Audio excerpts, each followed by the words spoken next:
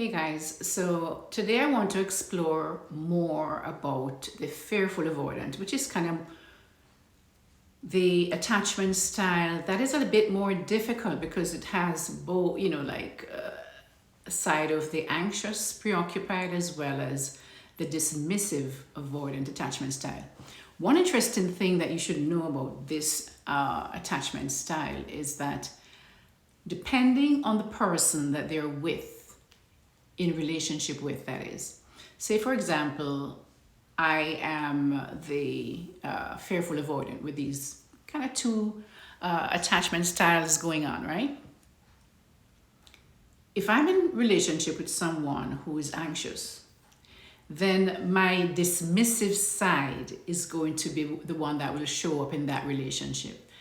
And if if the other person is a dismissive avoidant attachment style primarily, then it's my anxious side that's going to show up. So that's very interesting. So what I want to really focus on today is how did this attachment style get formed as a child?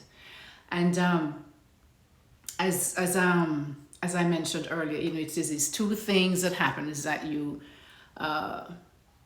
have this anxious side and you have this attachment side, and so it's a very roller coaster kind of relationship that this person presents when you're in relationship with them.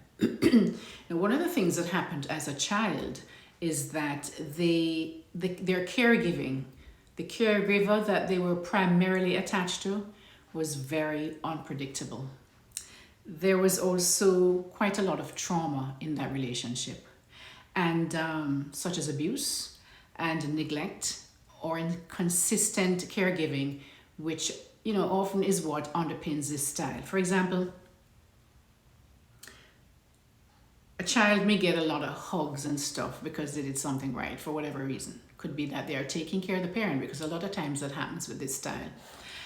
But and they'll get this validation, right? And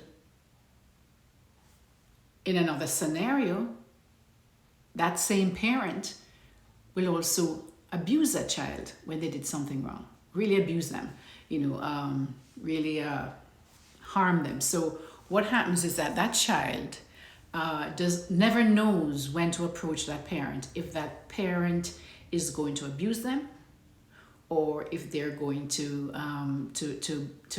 kind of engage them and hug them and kiss them and give them all the love, that kind of stuff, right? So this child grows up not trusting relationships because of that, because they never know what their caregiver will do. Are they going to hurt them, harm them? So as a matter of fact, what happens with this style is that they did like a test with a parent and the child.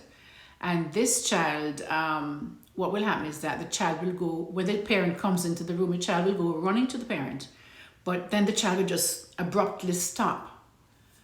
Because in that child's mind, it's trying to figure out, is this a good time to go toward my parent? Will I get hurt? Will I get abused if I go toward them at this time? So there's this dissonance in the child's mind as to whether this person is going to be safe or unsafe. So the next thing is, because of this, they've become very hypervigilant. They can sense danger, or they can really read people. They've learned to read people because that's how they become safe. That's how they stay safe, I should say.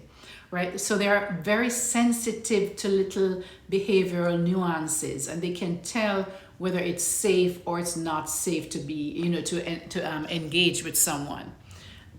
And this is what saves them a lot of times from abuse, right? So they're very good at this. So, of course, these are things that this particular style is challenged with. And so that is why in adult relationships, they have this push-pull, on-off, hot-cold kind of interaction with their partners, because for them, even though they crave relationships, they also fear it. So this is Dr. Christine. I hope something else this was able to show you just a little bit of how this particular attachment style was formed and also why. If you're interested in working with me, please, there's a tab down there that says Book with Dr. Christine. And I look forward to walking through this journey with you, journey of healing to becoming more secure. Take care. Bye-bye.